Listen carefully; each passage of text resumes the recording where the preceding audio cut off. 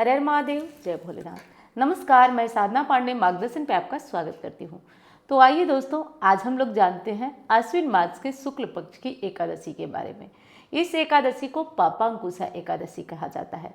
एकादशी का व्रत कब करेंगे, उपाय कौन सा करेंगे, साथ साथ एकादशी के दिन और कौन सा नियम है जिसका पालन करना चाहिए। तो देखिए दोस्तों, पापांकुशा एकादशी का नाम ही इसलिए है क्योंकि वो मनुष्य के समस्त पाप कर्मों पर रोक लगाता है, उसकी बुद्धि शुद्ध होती है और उसके द्वारा किए गए पाप कर्मों का नाश होता है। इस कारण जो व्यक्ति पापांकुशा एकादशी पर भगवान विष्णु की पूजा करके आराम से उनकी आराधना करके रात्रि जागरण करता है, उसके समस्त पाप जलकर भस्म हो जाते हैं। और ये एकादशी आश्विन मास यानी क्वार मास के शुक्ल पक्ष की एकादशी को इसका व्रत किया जाता है। इस एकादशी का व्रत तो आपने जाना कि क्यों किया जाता है। अब आइए जानते हैं कि एकादशी का नियम क्या है, और ये नियम आपको भी याद हो गया, मैं हर बार आपको बताती होंगी। देखिए दोस्तों, ये एकादशी विशेष होती है, खास होती है, इसलिए कुछ विशेष बातों का ध्यान रखना है। जैसे कि तुलसी पत्र के बिना भगवान विष्णु भोग स्वीकार ही नहीं करते हैं। तो हमें क्या करना है, एक दिन दो दिन पहले तुलसी पत्ती तोड़कर अपने घर में रख लेना है। अगर किसी कारण से भूल गए, कोई दिक्कत है, बाहर थे नहीं तोड़ पाए, तो आपको तुलसी पत्र जो तुलसी में नीचे गिरा हुआ पत्ता होता है उसको आप ले आइए और ले आकर के उसको धोकर भगवान विष्णु के भोग में लगा दें। इससे भी भगवान भोग स्वीकार करते हैं। एक चीज़ और है, आज के दिन यानी एकादशी के दिन चावल नहीं बनाना चाहिए। चावल भक्षण करने वाले को जो कीड़े की योनि में जन्म होता है, इसलिए एकादशी पर चावल का सेवन नहीं करना चाहिए। और ये शास्त्रोक्त है, आप सभी जानते होंगे, मैं बार बार ये बात बताती हुई हूँ। तो एकादशी पर चावल का सेवन आप लोग भूल कर मत करिएगा। एकादशी पर तुलसी माँ की पूजा तो होती है, परंतु उन्हें स्पर्श किए बिना, उन्हें जल चढ़ाए बिना, उन्हें भोग लगाए बिना। तो आप लोग तुलसी माँ को दूर से ही आप दीपक वगैरह दिखाएं, धूप बत्ती दिखाएं, लेकिन भोग न लगाएं और जल न चढ़ाएं, क्योंकि इस दिन वो भी श्री हरि की सेवा में होती हैं, उनका भी उपवास होता है। तो इस विशेष बात को आपको ध्यान में जरूर रखना है। आइए और विशेष बात बता देती हूँ आपको। एकादशी तिथि में कुछ विशेष नियम होता है जिनका पालन करना चाहिए। घर में अगर आपके लड्डू गोपाल जी हैं, शालिग्राम जी हैं, तो उनकी पूजा आज के दिन विशेष होना चाहिए। विशेष कैसे, तो देखिए, आज के दिन आप एकादशी पर पीले रंग के वस्त्र भगवान विष्णु को धारण कराएं, इससे उनकी विशेष कृपा होती है। पीले रंग के वस्त्र धारण कराने से एकादशी तिथि पर अगर हम पीपल की पूजा करते हैं तो इससे पितर प्रसन्न होते हैं, घर में लक्ष्मी का आगमन होता है और भगवान विष्णु की कृपा तो साथ साथ मिलती ही मिलती है। तो एकादशी तिथि पर ये सारे कार्य करना मत भूलिएगा। पीपल की पूजा कीजिएगा, माता लक्ष्मी प्रसन्न होंगी, साथ साथ भगवान श्री हरि विष्णु प्रसन्न होंगे। जिनकी संतान नहीं है वो एकादशी आज से शुरू करके और एकादशी का व्रत भी धारण कर सकते हैं, संतान गोपाल मंत्र का पाठ भी कर सकते हैं। तो इस विशेष बात का आपको ध्यान रखना है और ध्यान रख करके ही आगे बढ़ना है। एकादशी पर एक विशेष उपाय बताती हूँ जिसको कि आप अपने घर में हमेशा कर सकते हैं, हर एकादशी पर कर सकते हैं। अगर ये एकादशी रविवार को पड़ती है तो आप इसे न करें, बाकी हर एकादशी पर इस कार्य को करने से पितर प्रसन्न होते हैं। पितरों की संतुष्टि से घर में सुख समृद्धि और धन आता है। एक बात आपको बता दूं, जब मैं कुंडली देखती हूँ, ज़्यादातर परिवार पितृदोष से ग्रसित होते हैं, ज़्यादातर परिवार परेशान होते हैं। और जो लोग त्रिपिंडी नहीं करा पा रहे हैं, जैसे कि बहुत लोग हैं जो कराना चाहते हैं, इच्छुक हैं, लेकिन घर वाले बड़े लोग साथ नहीं देते हैं, इस कारण वो नहीं कराते हैं, नाना प्रकार की समस्याएं आती हैं। तो ऐसी कोई दिक्कत है आपके परिवार में भी, तो आप इस कार्य को, लड़की हैं, लड़का है, बहू है, कोई है, तो इस कार्य को कर सकते हैं।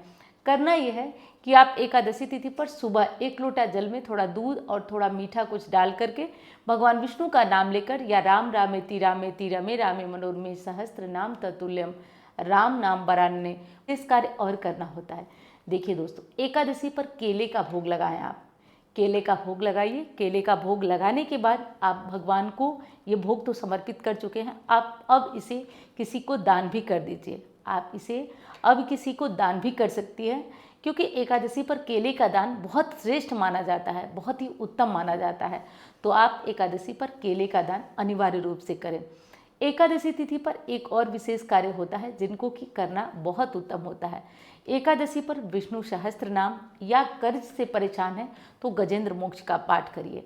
अच्छा, कुछ लोग इतने परेशान होते हैं, इतने बेचैन होते हैं, थोड़ा सा कुछ उपाय किया नहीं कि तुरंत उनको रिजल्ट चाहिए, तुरंत उनको फल चाहिए, वो तुरंत परेशान हो जाते हैं कि अब हमें जो है वो क्यों नहीं फ़ायदा हो रहा है। देखिए दोस्तों, ये भी तप है। हमारे ऋषि मुनि वर्षों वर्षों तक बिना कुछ खाए पिए एक स्थान पर बैठकर तपस्या करते थे। अब हमारे अंदर तो वो क्षमता है नहीं, परंतु हम भी प्रयास कर रहे हैं, कोशिश कर रहे हैं। तो थोड़ा साल 6 महीने कोई पाठ कर रहे हैं, कोई व्रत कर रहे हैं, अनुष्ठान कर रहे हैं, तो साल 6 महीने टाइम दीजिए और फिर देखिए उसका रिजल्ट कैसे आता है। और वीडियो पसंद आ रही है तो लाइक करिएगा, चैनल को सब्सक्राइब नहीं किया आपने तो कर दीजिएगा। मैं मिलूंगा। एकादशी तिथि की शुरुआत हो रही है 2 अक्टूबर को शाम को 7:10 पर और एकादशी तिथि की समाप्ति हो रही है 3 अक्टूबर को। 3 अक्टूबर को शाम को 6:32 पर। अब आइए जान लेते हैं एकादशी तिथि का पारण कब करना है आपको। एकादशी तिथि का पारण करना है 4 अक्टूबर को। 4 अक्टूबर को 6:16 से 8:37 तक। तो इस पारण के मुहूर्त को, समय को याद रखिएगा। और देखिए दोस्तों, ये अनुष्ठान काफ़ी पावरफुल है। ये अनुष्ठान मैं स्वयं करवाती आई हूँ करीब करीब 9 साल से, और ये अनुष्ठान बहुत ही ज़्यादा, मतलब पूरे साल इसका लाभ मिलता है। तो मुझे लगा है कि जब इस चीज़ का लाभ मुझे मिल रहा है, मुझे पूरा विश्वास है, तो ये आप तक भी पहुँचे। तो मैं एक प्रयास कर रही हूँ, अगर आप बहुत परेशान हैं, बहुत दिक्कत में हैं, तो आप यहाँ आकर जुड़कर माँ लक्ष्मी का हवन करा सकते हैं, पूजन करा सकते हैं, मंत्र जप करा सकते हैं और इसमें साथ में जुड़ सकते हैं। अब देखिए, हर साल की तरह इस साल भी दिवाली पे पोटली अभिमंत्रित होने जा रही है। जैसा कि आप जानते हैं कि हर साल दिवाली पे मार्गदर्शन से एक पोटली जाती है, धन पोटली, और ये अभिमंत्रित होने जा रही है। और साथ में रहेगा लक्ष्मी वृद्धि लॉकेट, जो चांदी में करके आपको जाता है। बहुत सारे लोग कई सालों से, 3 सालों से जा रहा है, तो लक्ष्मी वृद्धि लॉकेट भी जाता है, जो कि चांदी के लॉकेट में होता है, गले में लाल धागे में आप इसे पहन सकते हैं। तो इससे लक्ष्मी की प्राप्ति होती है और बहुत ही उत्तम होता है। जिन लोगों को शर्म लगती है, संकोच लगती है, जैसे महिलाएं हैं, वो नहीं पहनना चाहती हैं, वो अपने मंगलसूत्र में भी एक लाल धागे में कर के, मंगलसूत्र में एक लाल धागे में कर और इसे अपने मतलब अंदर डाल करके पहन सकती हैं। ये लॉकेट काफ़ी पावरफुल है, क्योंकि इस लॉकेट का असर मुझे बहुत ज़्यादा दिखा है, इसलिए मैं आप लोगों को ये लॉकेट बताती हूँ। और काफ़ी लोग जो है इससे लाभान्वित भी कई सालों से हो रहे हैं, तो ये बताना नहीं है आपको, इसका लाभ आप स्वयं देखेंगे। और दोस्तों, इस बार जो है एक अच्छी और नई चीज़ मैंने आपके लिए की है। तो इस बार जो है लक्ष्मी नारायण की छोटी सी चरण दबाती हुई प्रतिमा मैं अभिमंत्रित करा रही हूँ, और गारंटी से कह रही हूँ कि जिन घरों में ये प्रतिमा विराजमान होगी और केवल प्रतिदिन आप इनका धूप, दीप, चंदन और थोड़ा सा जल से अभिषेक कर देंगे, और वो अभिषेक किया हुआ जल अपने घर में छिड़क देंगे। गारंटी से कहती हूँ, यहाँ लिख के कहती हूँ, अगला साल आपका न बदला तो आप कहिएगा, क्योंकि ये चीज़ें मैं अपने लोगों को काफ़ी हद तक देती रहती हूँ, कराती रहती हूँ, तो मुझे विश्वास बहुत बहुत दृढ़ है। बस करना इतना है कि आपको जहाँ कहीं लक्ष्मी जी की मूर्ति आप अपने तिजोरी में भी स्थापित कर सकते हैं, वैसे अच्छा मंदिर में रहेगा, स्थापित करिए। रोज इनको जल से स्नान कराइए, उस जल को पूरे घर में छिड़किए, थोड़ा सा धूप, दीप, चंदन लगा के भोग लगा दीजिए। देखिए ये मूर्ति कैसे आपके घर में चमत्कार करती है। तो 3 चीज़ें इस बार जा रही हैं, एक लक्ष्मी वृद्धि लॉकेट है, और एक है हमारी धन पोटली, और दूसरा है हमारा मूर्ति जा रही है माँ लक्ष्मी की, विष्णु जी की चरण दबाते हुए।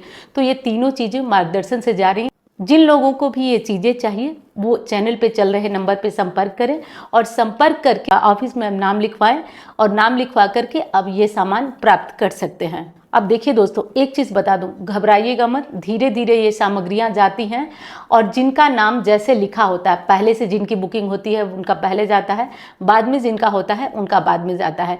तो धीरे धीरे धैर्य के साथ ये चीज़ें आप तक पहुँचेंगी। और इस चीज़ के लाभ की बात करूँ तो लाभ पूछिए ही मत, इस चीज़ का अनगिनत लाभ है, जो मैं कॉन्फिडेंस से, विश्वास से कह रही हूँ। आप इस विश्वास को, मेरे विश्वास को समझिए और आगे बढ़िए।